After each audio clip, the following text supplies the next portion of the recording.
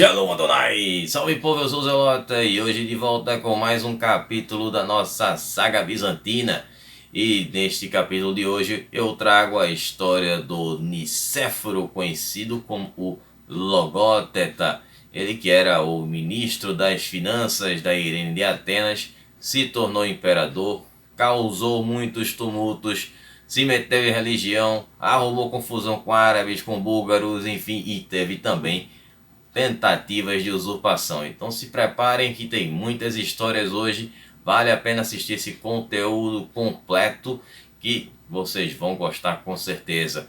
Mas antes de começar esse vídeo, eu sempre peço a vocês que dêem um tapote nesse like que valoriza muito o meu trabalho. Foram 5 biografias que eu trabalhei aqui para poder juntar conteúdo para esse vídeo. Compartilha com os amigos, que ajuda muito também a divulgar o canal. E vocês que são novos, chegaram aqui de paraquedas, não sabem do que se trata o canal, que eu trago a saga bizantina com a história de todo o Império Bizantino, assim como eu fiz com o Império Romano. Então recomendo você que volte até o início da saga bizantina para que entenda melhor a história. Ou se você preferir, você pode assistir a saga romana ou os outros vídeos que eu já fiz aqui com várias outras civilizações, com outras mini sagas e civilizações do Ocidente, Oriente, África e Ásia. Enfim, tem muita coisa aí na videoteca do Zelota para você conferir. E me siga no Instagram @zelota para você ficar sabendo das novidades do canal, participar das enquetes, dos vídeos especiais das metas de inscritos e também acompanhar os vídeos do Curta com o Zelota, que eu faço aqui conteúdo extra. O que não sai aqui no canal, eu faço esses vídeos lá para o IGTV, que também sai no Facebook. Mas vocês podem assistir esses vídeos com antecedência se vocês se tornarem membros do Acampamento Zelota. Terminando o vídeo aqui, você já pode ir para lá assistir esse conteúdo extra, beleza? Vídeos todas as quartas com os especiais às 20 horas e sábado com as sagas às 14 horas. Sempre com a metodologia nada ortodoxa, com muitas imagens e com muito conteúdo e sem enrolação. Só no começo para falar do que o canal se trata. Então vamos lá para a história do Nicéforo, que tem muita coisa para contar. Ele que era conhecido, como eu já falei no início do vídeo, Nicéforo o Logóteta, e reinou de 802 até o ano de 811. Na verdade, esse nome Logóteta é o título que ele tinha, né, que era de ministro das finanças, por isso que ele ficou com esse nome, até para não confundir com o Nicéforo, que foi o irmão lá do Leão IV, que tentou usurpar o trono por diversas vezes, como nós vimos nos últimos vídeos aqui da saga bizantina. Ele foi o primeiro imperador da dinastia niceforiana. Vai dar polêmica essa dinastia aqui. O passado dele é bastante obscuro, né? Não existem muitas fontes a respeito disso. O que se sabe é que ele tinha uma origem possivelmente gassânida, e era um período, o povo, né, persa, naquele período ainda pré-islâmico, ainda na época dos sassânidas, mas que era um povo que era aliado dos bizantinos. Eles tiveram até o Império Cristão. Possivelmente posso trazer futuramente esse povo aqui no canal para jogar na enquete aí. E que acabaram sofrendo aí bastante por conta dessa união com os bizantinos. Bom, dizem que ele nasceu na cidade de Seleucia, na Anatólia, no ano de 750, e foi casado com uma mulher que ninguém sabe o nome, desconhecida, e teve 2 filhos com ela, que foram o Eustarácio e a Procópia.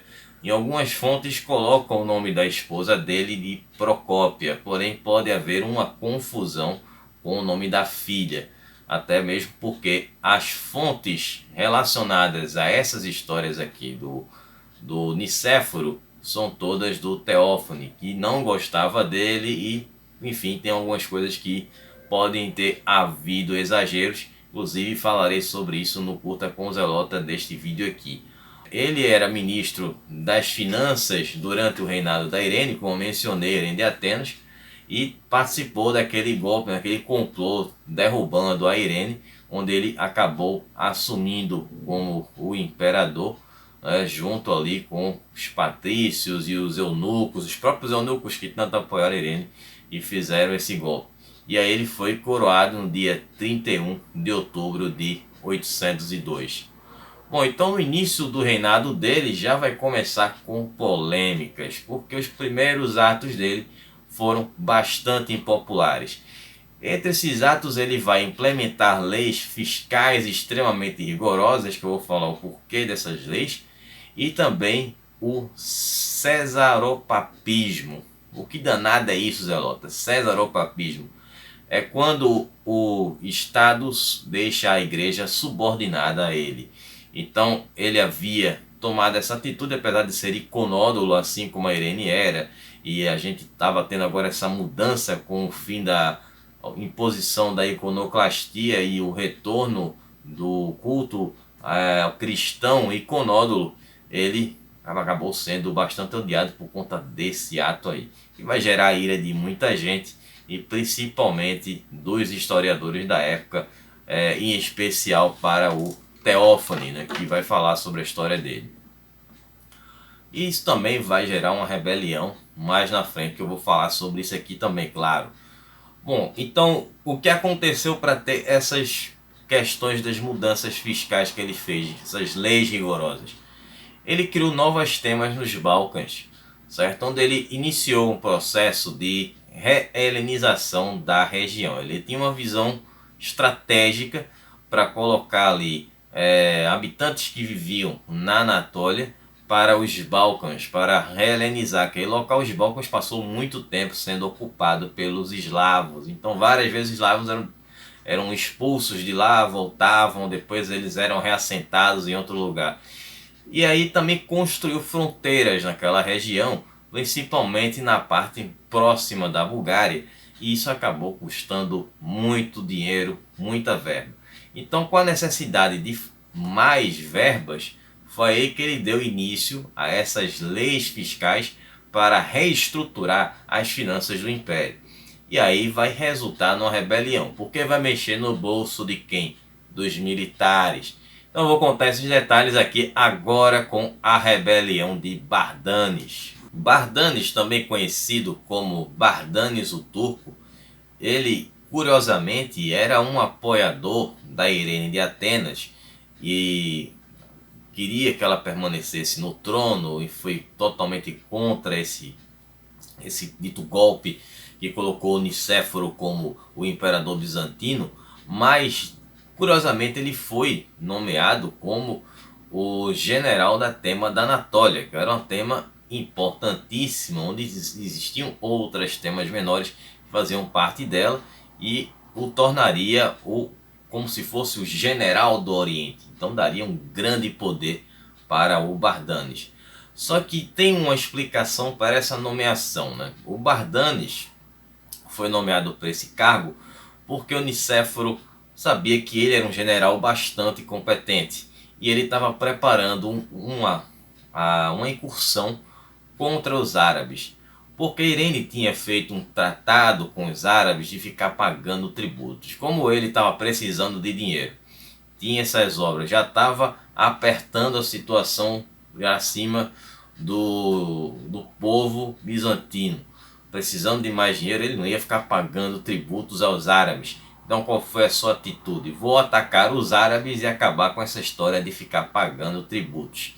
Então essa batalha acabou acontecendo de fato com o Bardanes liderando os bizantinos contra os árabes, que tinham como general Al-Qassim, que era filho do famoso califa Harun al-Rashid, aquele mesmo que eu falei da história que inspirou o livro das Mil e Uma Noites, e que foi um cara que investiu muito na questão da cultura no mundo árabe, quando ele fundou a biblioteca conhecida como Casa da Sabedoria.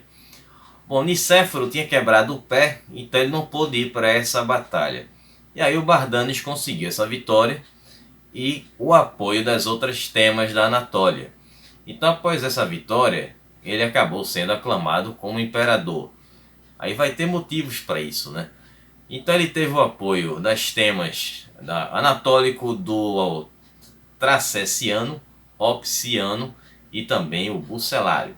Todos temas aí muito fortes. Isso foi por volta de junho de 803.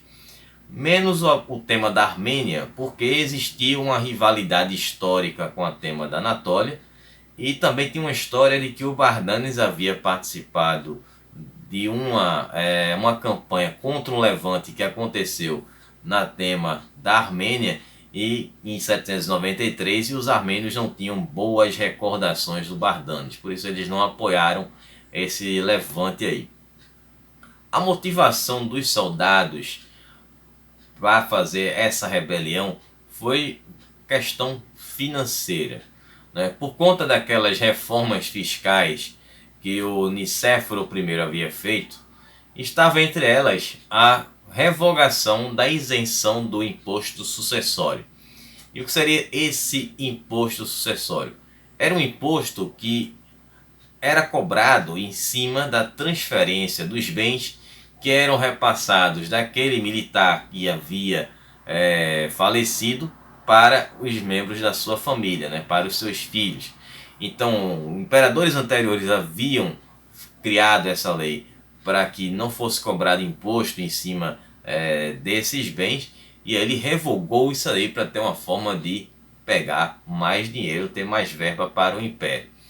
Isso aí, claro, também com outro detalhe, que os salários estavam atrasados. Aí já sabe, né? Atrasou o salário do soldado, ainda corta esse benefício que tinha, aí acabou causando essa rebelião. E aí o Bardanes ele vai contar com a ajuda de outros líderes militares como Tomás o Eslavo, Leão o Armênio e Miguel o Amoriano. Esses últimos dois aí futuramente sentarão no trono, hein? Inclusive eles, no caso aí, como Leão V e Miguel II. Já devo ter colocado foto aí já das moedas dele, já entregou spoiler, né?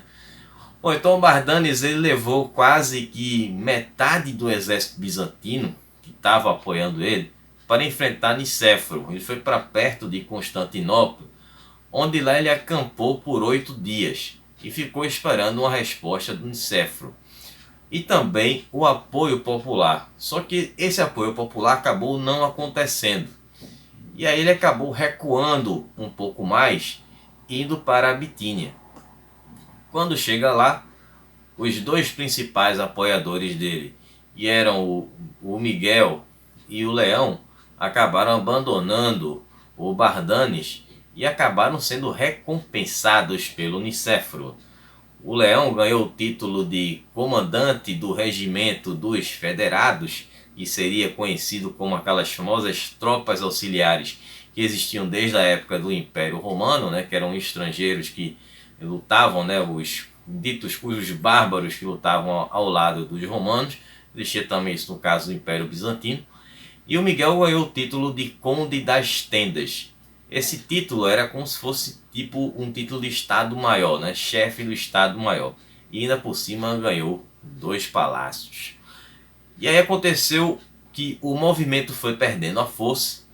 E aí Bardanes ele foi convidado para se render, né? Acabar com essa rebelião. Que não ia dar em nada mais, ele perdeu boa parte do seu apoio. E aí foram dadas garantias a ele de que ele poderia voltar para Constantinopla e que nada iria acontecer a ele. E aí foi que, para garantir isso, foi dado uma garantia do patriarca de Constantinopla, que na época ainda era o Tarásio, né, o mesmo que foi colocado pelo Herênio de Atenas, que era um patriarca iconódulo, e também do Senado.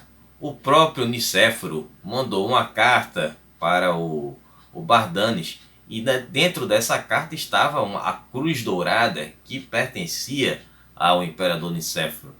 Então ele estava convidado para se render e desistir dessa tentativa de rebelião.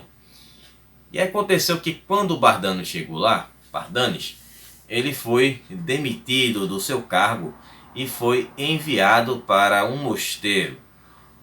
E porém teve, claro, uma sanção aí. Parte dos seus bens foram tomados.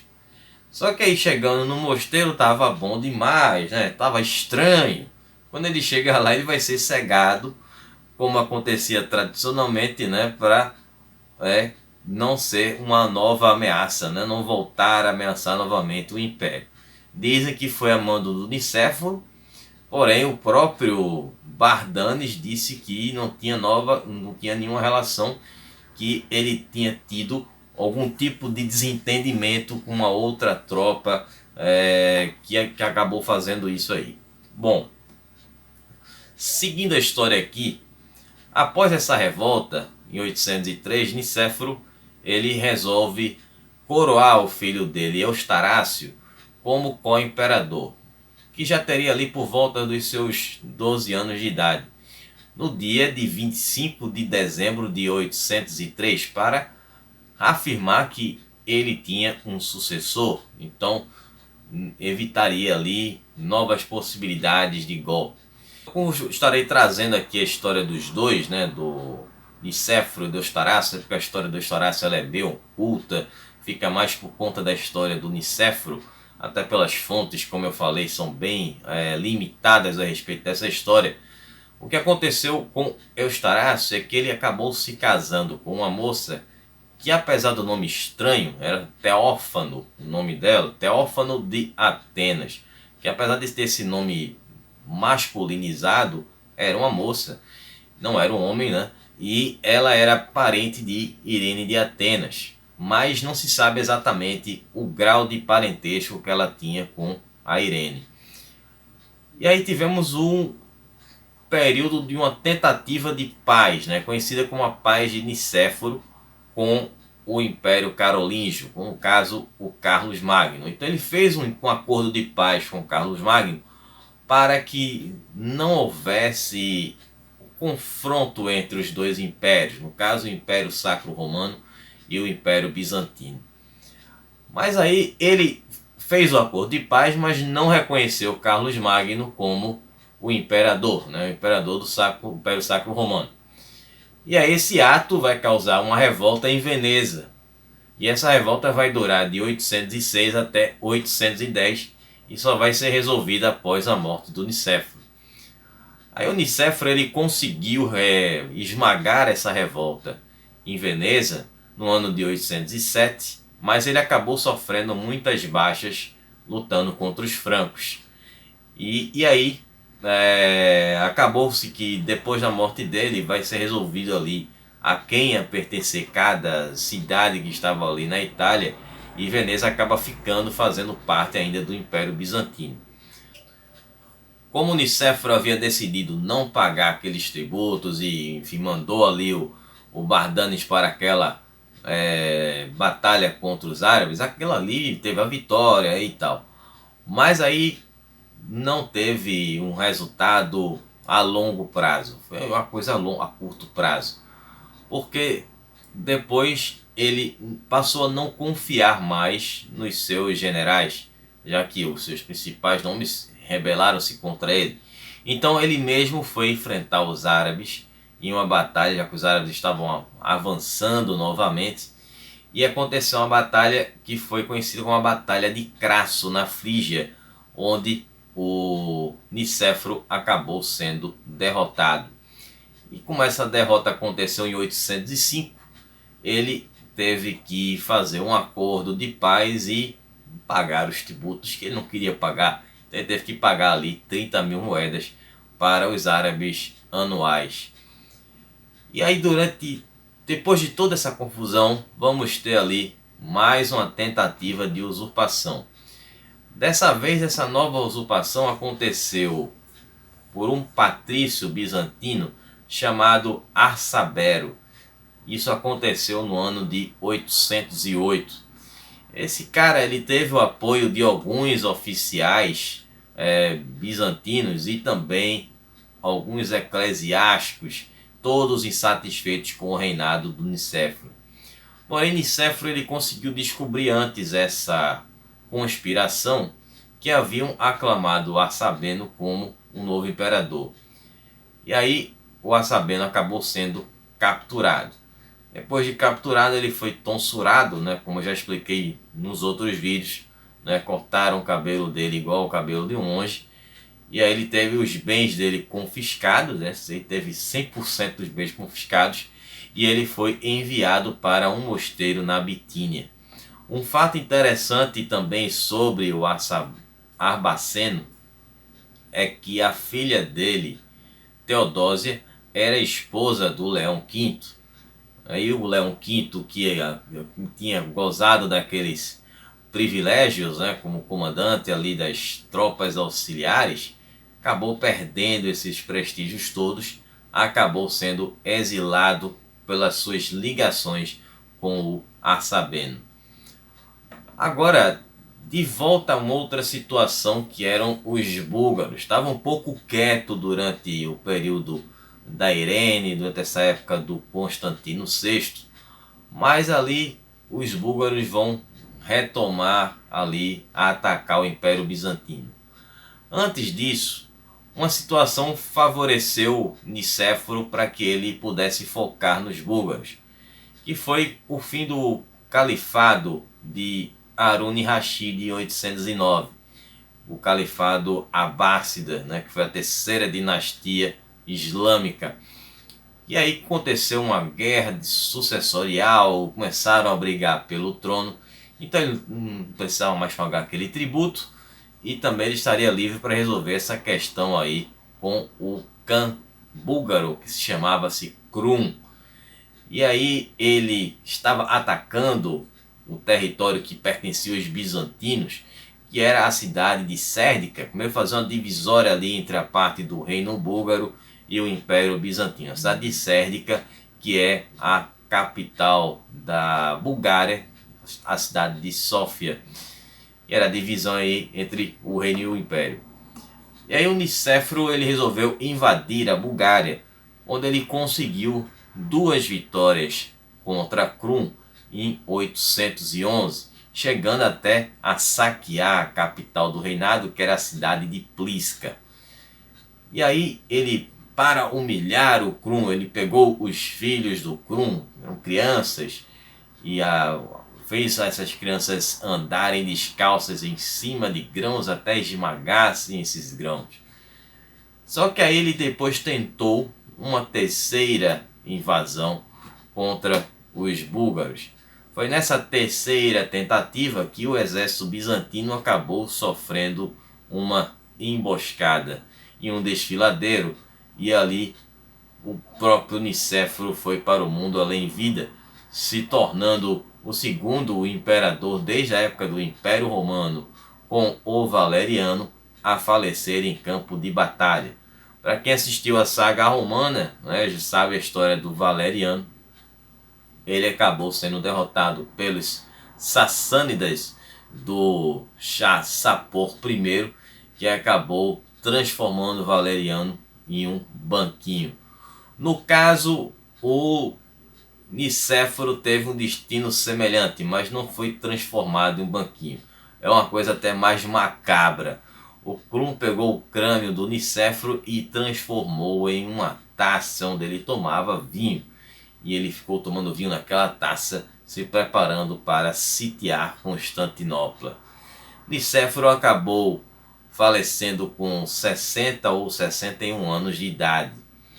E aí o Eustarácio, o filho, co-imperador e sucessor do Nicéforo, estava também nessa batalha de Pliska, e ele acabou sofrendo um golpe de espada no pescoço, e por pouco ele não morreu, mas ficou com graves sequelas. Acabou sendo resgatado a tempo de socorrido e foi levado até Adrianópolis, onde estavam acampados os bizantinos. E lá ele ficou se recuperando dessa gravidade, né? Dizem até que ele quase ficou aleijado.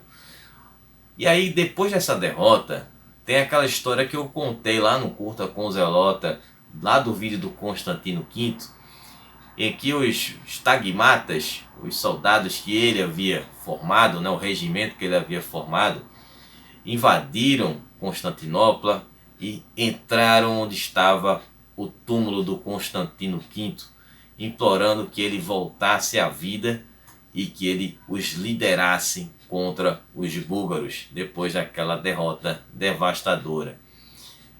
E aí o Eustarácio, ele acaba assumindo como imperador, claro que após a morte do pai dele, mas ele vai ter um reinado relâmpago que vai durar 2 meses, mais ou menos isso.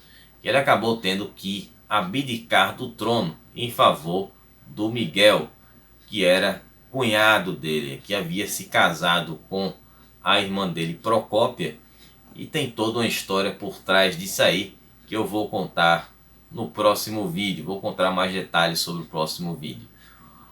Bom, no próximo sábado, claro. Então espero que vocês tenham gostado, que vocês tenham entendido. Eu não vou embora ainda porque estarei voltando na próxima quarta-feira com o nosso especial de 1.400 inscritos. Então tem as enquetes que estão, a enquete que está aí no YouTube, na aba comunidade, onde você pode escolher aí dessa vez 2 civilizações africanas, né? Vamos à Terra de Punt e também a Numídia. Então vocês podem escolher até a segunda-feira. E aí na quarta estarei trazendo aí uma dessas 2 civilizações para esse especial. E estarei anunciando o vencedor aqui no YouTube e também lá no Instagram, beleza? Então teremos no próximo sábado essa mudança essa passagem do cetro aí do Eustáquio para o Miguel I. E vai ter muita confusão, porque vai ter Leão V querendo o trono e o Miguel também, que passará a se chamar Miguel II. Mas eu vou explicar como foi toda essa situação aí no próximo sábado. Então a gente se vê na quarta-feira. Um abraço do Zelota. Até lá. Falou, pessoal.